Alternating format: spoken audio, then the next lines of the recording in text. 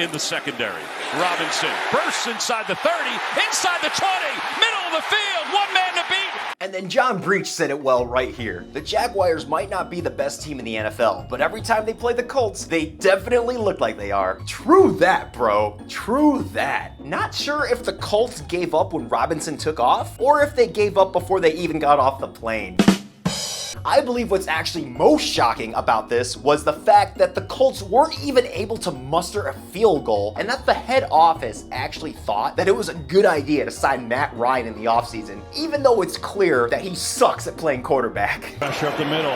Winston, there he goes, going deep, down the field, intercepted! Gotcha! Ha! You actually thought I was serious. That wasn't shocking at all. Winston and interceptions go together like Matt Ryan, and insert your favorite reference here. 5.5 to go third quarter. Pressure for the Titans. Allen throws right into the teeth of it to Diggs. So you're telling me that the Titans didn't double team Diggs because I must say it was a delight to see Diggs score triple the touchdowns that the Titans did. You would think that the Titans would be smart enough to figure out after the second Diggs touchdown that perhaps they should double team Diggs, but I'm convinced that they're too stupid to realize that because they're more focused on trying to outlast the other shitty teams in their division for the first overall pick in 2023.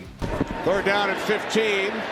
Goff's pass, caught by Swift, and Swift will take it all the way. Despite Goff being rushed and throwing the ball so that Swift barely caught it, and then Swift falling on the ground was not enough for the Commanders to actually get the stop. And they just let Swift walk into the end zone. Wow. Talk about a complete and utter failure. And I thought the Bengals defense was bad. Nope, Commanders proved me wrong there because Swift essentially juked out their entire defense. Shame on them. But what was even more improbable was Jalen Hurts getting the rushing touchdown on this play. Hurts keeps around the edge and bends it back down. Huge props for Hurts to not faltering and taking it all the way. And huge shame to the Vikings defense for literally allowing Hurts to slide right through them. I mean, what? See, this is what happens when players are not disciplined and do not commit to their craft. But if we're being honest here, the Vikings D just didn't give a shit. Am I right? If there is one thing that I learned from the Dolphins, the Jets, and the Cardinals, it's to never give up when your Y-O-U''RE are getting your Y-O-U-R ass kicked. Murray gonna throw it. This side of the field it is. Caught! Like most people, I thought the Cardinals were done after the first half, but they proved me and everybody else wrong. And they rallied like a mofo and kicked the shit out of the Raiders in the fourth quarter. And despite getting pass interfered with, Brown still managed to catch the ball and get the touchdown. Wow! Winston again, just firing now and it's picked up. Winston throws a pick six to, you guessed it, Edwards. Again, Mike Edwards has it. Edwards looking for the end zone. One man to beat. And Edwards is gonna go! Huh, didn't see that coming. Not. Look for him.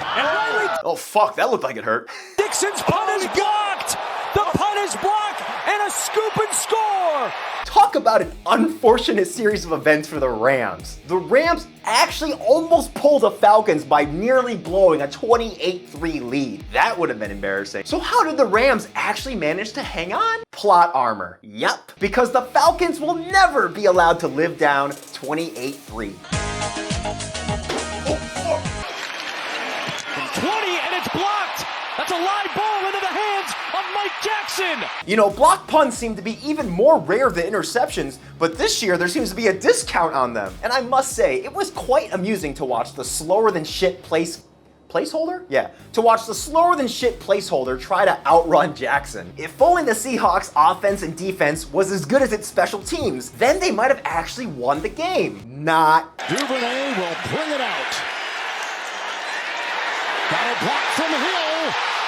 Looking back, I really wish that I would have skipped church to watch this game, but if I would have done that, I would have gone straight to hell. He's got a lead blocker on the way, chased by the kicker. Getting a block from Harrison. You know, I didn't even know who Duvernay was before the game, but I do now, and I thought for sure that number 27 was gonna be able to take out Duvernay, but his plot armor was too strong. What a hell of a way to start the game. On 2nd and 13, has some pressure, throws, it's intercepted. ladies and gentlemen, was the straw that finally broke the Titans' back and their spirit. After that play, the Titans literally lost the will to fight. So after the Bills absolutely crushed their fighting spirit, they waved the white flag in surrender and just sent out their backups. And so the Bills were like, all right, that's fine. We'll send out our backups too. In all honesty, that was actually the most surprising thing of the game for me, because personally, I thought that the Titans still could have fought until at least halfway through the fourth quarter. But with Henry being useless and Tannehill being even more useless than that, I can see why discount fat Ryan Reynolds just threw in the towel and gave up. We're done. We're gonna leave. Goodbye. Until next year. Fuck us. Peace. Finds the open man. You're talking about Kelce. Suplex City, bitch. Ooh, the Kelce suplex! Hashtag shooketh. Man, look at that trauma.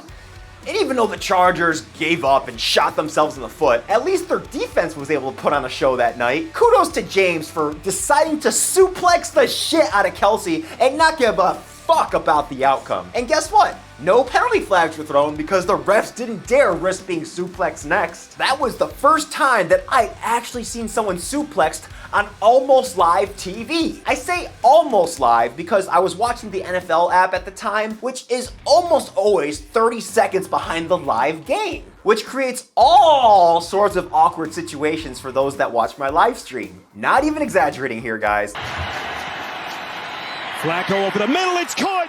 Holy shit! Miracles do happen. I was very impressed by the Jets, which is something I never thought I would say. To take advantage of a very limited window of opportunity and score 2 touchdowns in Buffalo Bills fashion was just inspiring to see in the highlights, because I didn't actually watch the game. It just speaks volumes for the Jets' determination and the Browns' incompetence. You see, when a team is up 13 points late in the fourth quarter, I assume that they're gonna get the dub. But that rule does not apply to the Browns, because they are the kings of self-sabotage and perfectly timed implosions. If you would have asked a fortune teller before the game who would have won, they would have said the Browns. That's how much the Browns fucked up at the end. I don't know who imploded worse, the Browns or the the Falcons too. The Browns or the Ravens? Well, that will have to be determined on October 23rd when those two teams go head to head to see who wants it less. Turned to Baloa, blocked by Armstead.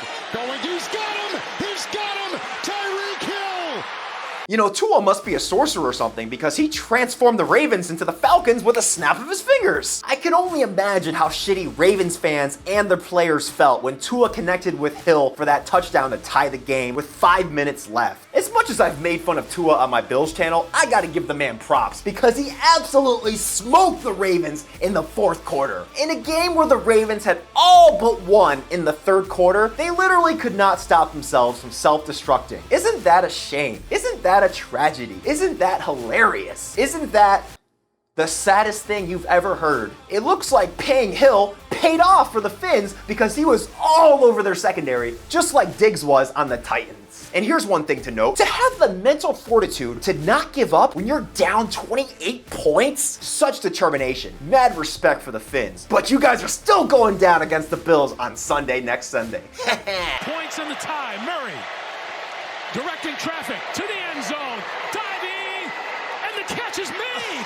Now, I swear I'm not a Cardinals fan, alright? Sure. With 4 freaking seconds left in the game, Murray somehow rallied and took off for the run and still managed to get a rushing touchdown with 0 seconds left on the clock. Murray looked like he was running for his contract right there, because I hadn't seen him run like that ever. And then to complete the tight butthole pass for the 2-point conversion like he did was just, whoo, man, that was impressive. The Raiders fell apart even worse than the Browns, but not quite as badly as the Ravens. Burn. Murray was apparently the protagonist in this movie, because nothing could stop him from winning. He literally could fuck up everything at the beginning of the movie and somehow rally at the very end of the fourth quarter to have a Cinderella story ending. You would think Disney wrote this story, right? I'd like to imagine the script read something like: Cardinals troll Raiders for 4 quarters and then whip out their dicks and slap them in the face for a touchdown and a 2-point conversion at the end to force OT. Although Disney would probably omit the word dicks and probably use the word weenies instead. And then the scoop and score was definitely one of the most shocking things that I saw in week 2. And it was so shocking that both Cardinals and Raiders fans were rendered completely speechless. My boy John said it best. What else does one say when a team is down 20-0 at halftime and rallies to win in overtime? This is the perfect example of what happens when you screw around and let your guard brown. And of course, the number one play was... Mike Evans just punched a guy. So how the hell we get here? Let's back up for a bit. Brady